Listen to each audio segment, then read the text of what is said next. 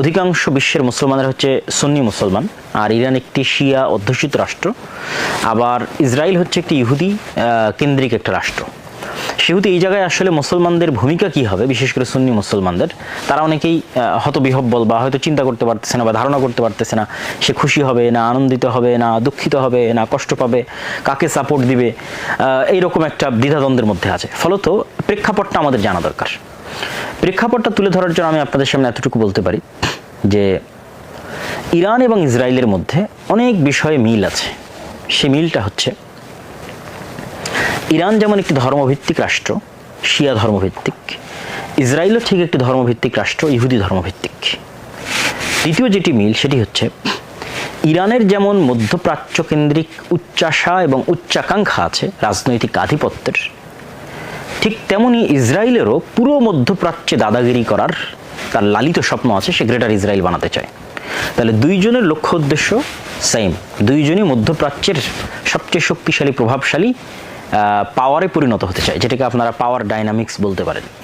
Iran এবং ইসরায়েলের মধ্যে যে যুদ্ধটা চলতেছে এটি আসলে কিসের যুদ্ধ? এটি পাওয়ার ডাইনামিক্স। এটি এরকম না যে হ্যাঁ শিয়া সুন্নিদের খুব ভালোবাসে ইরান, এই জন্য সে ইসরায়েলের প্রতি আক্রমণ করতেছে, সে মসজিদ আকসা মুক্ত করতে চায় এই জন্য ইসরায়েলের প্রতি আক্রমণ করতেছে, সে গাজাকে মুক্ত করতে চায় এই জন্য ইসরায়েলের প্রতি আক্রমণ করতেছে, এরকম না। বিষয়টা এরকম নয়। এরকম হলে যখন গাজার মানুষ ক্ষুধার্ত ছিল, ঠিক আছে, তাদের কাছে খাবার যাচ্ছিল না, পরাজিত ছিল, হামাসের বাঁচার কোনো রাস্তা ছিল না, তখনই যুদ্ধ শুরু হয়ে যেত, কিন্তু তখন হয়নি। ঠিক ইসরায়েলও যে সৌদি, কুয়েত, কাতার, বাহরাইন তাদেরকে রক্ষা করবে এই জন্য সে ইরানকে ধ্বংস করতেছে, ইরানের পরমাণু অস্ত্রের যেন মালিক না হয় এই নিয়াতে সে চেষ্টা করতেছে, এটিও কিন্তু না। তারা আসলে দুইজনই মধ্যপ্রাচ্যের প্রভু হতে চায়, একজন ইহুদি ধর্মকেন্দ্রিক এবং আরেকজন শিয়া ধর্মকেন্দ্রিক, এবং দুইজনই মধ্যপ্রাচ্যে অবস্থিত অন্য দেশগুলোকে শত্রু জ্ঞান করে। আমি জানি না মধ্যপ্রাচ্যের অন্য দেশেরা এই নলেজটুকু তারা রাখে কিনা যে আসলে ইসরায়েলও তাদেরকে শত্রু জ্ঞান করে এবং ইরানও তাদেরকে শত্রু জ্ঞান করে। এখানে যেই আসলে টিকে যাবে সে পরবর্তীতে এই পুরো মধ্যপ্রাচ্যে আধিপত্য বিস্তার করবে। তো মধ্যপ্রাচ্যে আধিপত্য বিস্তারের একটা ধর্মভিত্তিক রাজনৈতিক দ্বন্দ্ব হচ্ছে ইরান এবং ইসরায়েলের এই দ্বন্দ্ব। অধিকাংশ বিশ্বের মুসলমানরা হচ্ছে সুন্নি মুসলমান, আর ইরান একটি শিয়া অধ্যুষিত রাষ্ট্র। আবার ইসরায়েল হচ্ছে একটি ইহুদি কেন্দ্রিক একটা রাষ্ট্র। সেহেতু এই জায়গায় আসলে মুসলমানদের ভূমিকা কি হবে, বিশেষ করে সুন্নি মুসলমানদের, তারা অনেকেই হতবিহ্বল বা হয়তো চিন্তা করতে পারতেছে না বা ধারণা করতে পারতেছে না সে খুশি হবে না আনন্দিত হবে না দুঃখিত হবে না কষ্ট পাবে, কাকে সাপোর্ট দিবে, এইরকম একটা দ্বিধাদ্বন্দ্বের মধ্যে আছে। ফলত প্রেক্ষাপটটা আমাদের জানা দরকার। প্রেক্ষাপটটা তুলে ধরার জন্য আমি আপনাদের সামনে এতটুকু বলতে পারি যে ইরান এবং ইসরায়েলের মধ্যে অনেক বিষয়ে মিল আছে। সে মিলটা হচ্ছে, ইরান যেমন একটি ধর্মভিত্তিক রাষ্ট্র, শিয়া ধর্মভিত্তিক, ইসরায়েলও ঠিক একটি ধর্মভিত্তিক রাষ্ট্র, ইহুদি ধর্মভিত্তিক।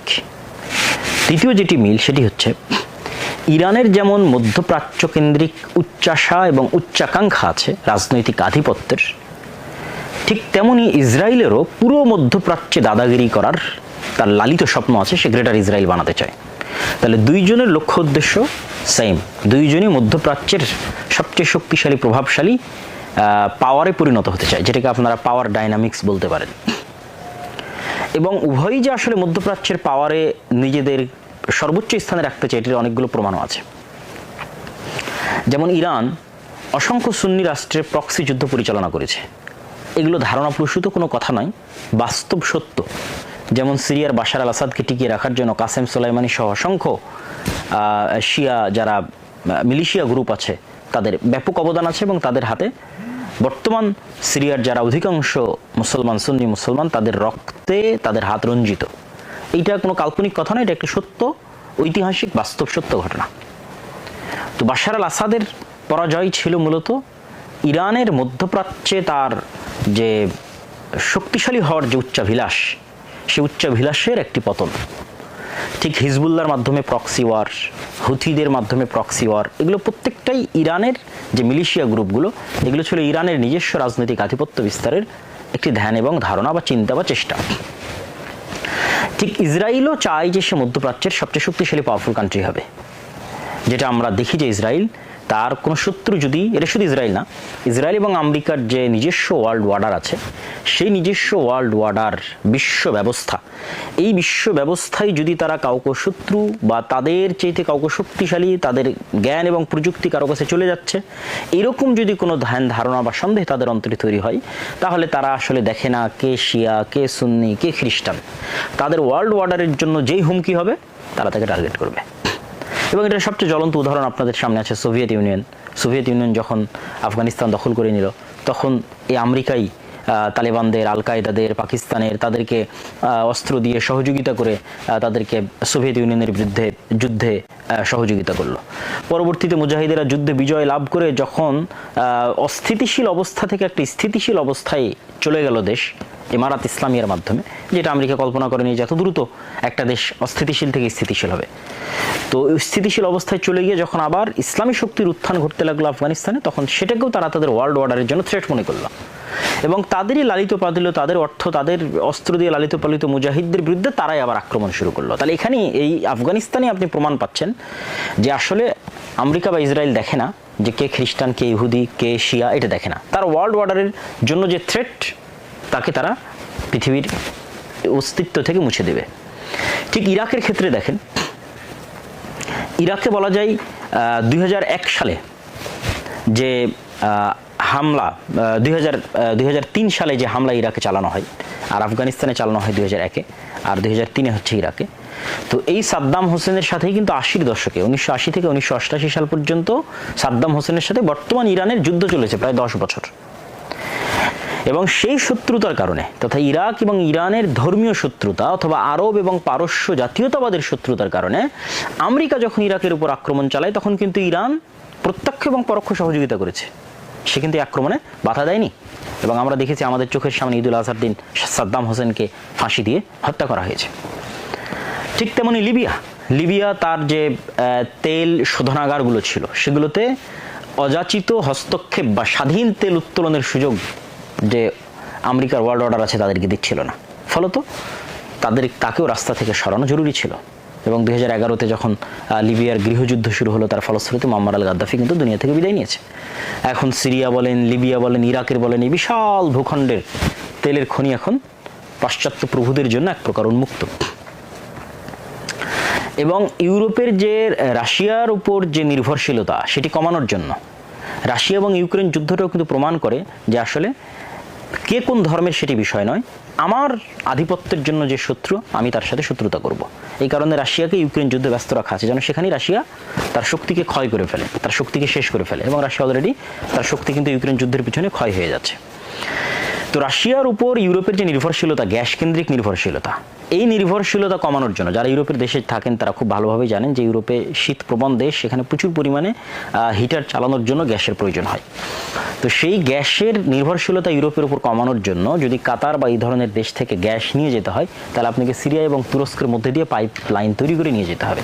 সেই পাইপ লাইনটা সিরিয়ায় বা আমেরিকার পক্ষের সরকার তৈরি না হওয়া পর্যন্ত কিন্তু সেটি নিয়ে যাওয়া সম্ভব ছিল না। দেখা যাচ্ছে এই পাইপলাইন নিয়ে যেতে যদি তুরস্ক বাধা তৈরি করে, তাহলে ইরানের পরবর্তী টার্গেটে তুরস্ক পরিণত হবে, তথা ইরানের পরবর্তী যাকে ধরা হবে সে হচ্ছে তুরস্ক।